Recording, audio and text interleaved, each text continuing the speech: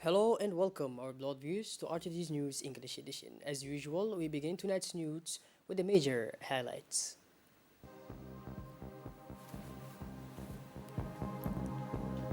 United Nations Summit, Virtual Summit, the agriculture sector at the heart of development priorities. And on the international scene, drop in the number of COVID 19 cases on the African continent. Those were the highlights. Welcome back to our newsroom, our beloved viewers.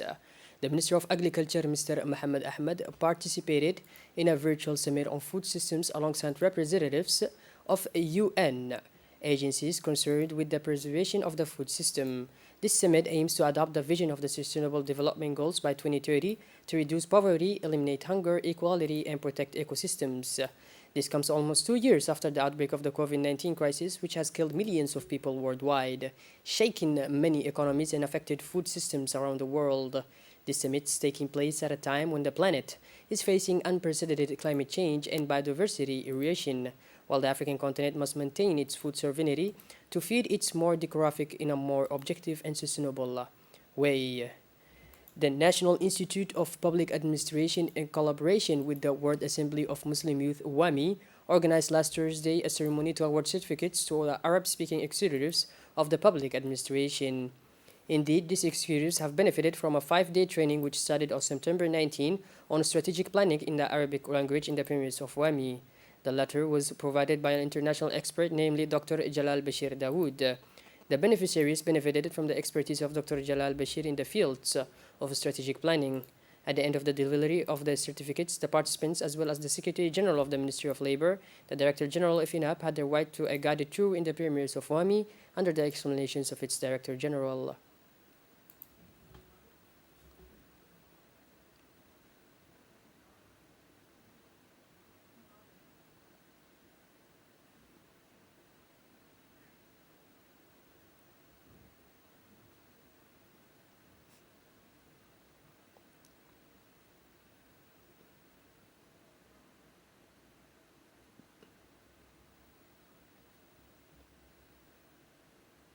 The Center for the Training of Basic Education Teachers, Umar Gilli Ahmed, in partnership with UNESCO, organized today a launching ceremony of the workshop on the analysis of pedagogical practices (APP) for the benefit of the center's trainers.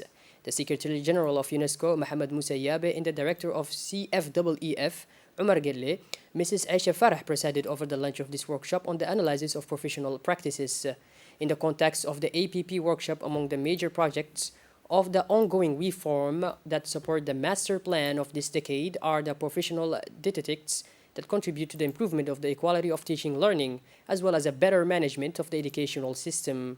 More generally, this workshop on the analysis of professional practices aims to promote the key characteristics of professional dietetics in the challenges of the analysis of practices, but also to develop the practices of trainees on the principles and strategies of conducting practice analysis sessions.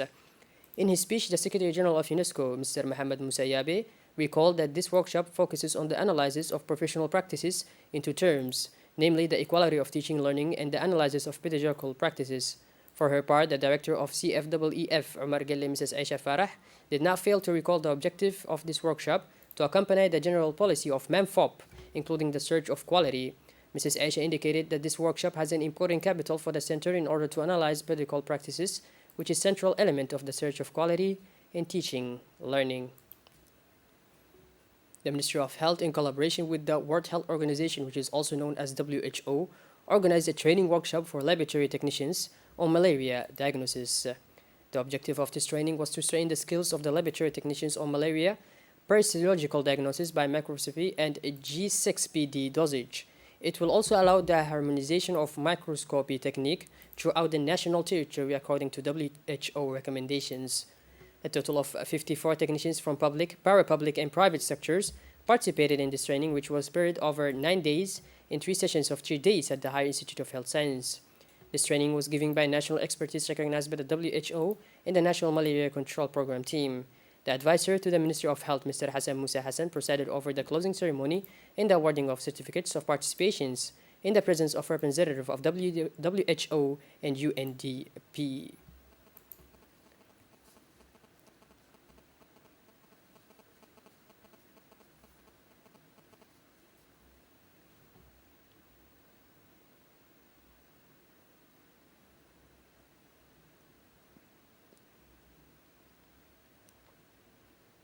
Within the framework of the fight against public insecurities, the National Police carried out this morning a large-scale cleaning operation in front of the League. It is at the first hours of the morning that all the elements of the National Police were deployed in the section between the hospital of Arhiba, the League, and the playground of the district. Equipped with shovels, pickaxe racks, the men of the National Police were deployed to clean, collect garbage, and other duties on this area. Through these cleaning actions, it is a question of sensitizing the population in order to take their relay to keep our city clean and healthy. To do this, the men of the National Police did not spare their efforts because the well-being and cleanliness remains the business of all. Several major authorities has been cleaned, the garbage has been collected. These cleaning operations undertaken by the men of the police are the result of a governmental will to fight against public instability.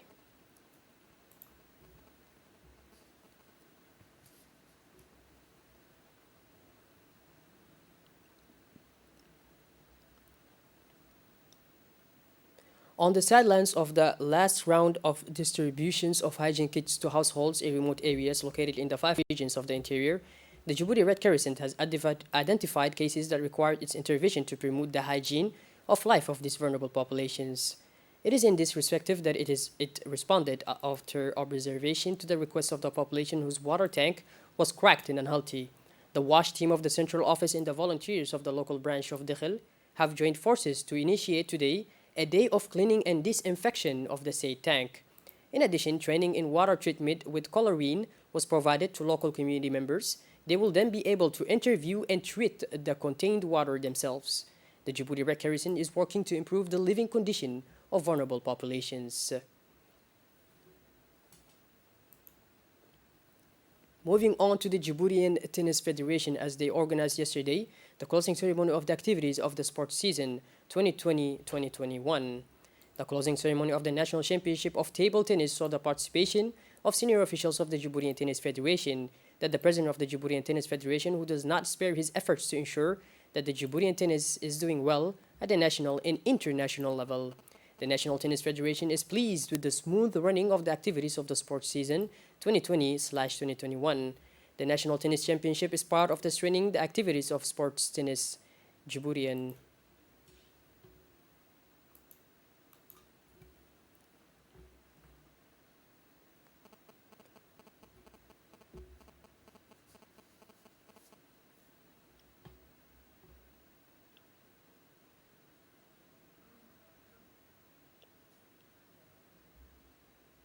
Moving on towards the international scenes, 3 people suspected of abducting more than 100 students from a Christian school in north-southern Nigeria 2 months ago have been arrested, police said Thursday night.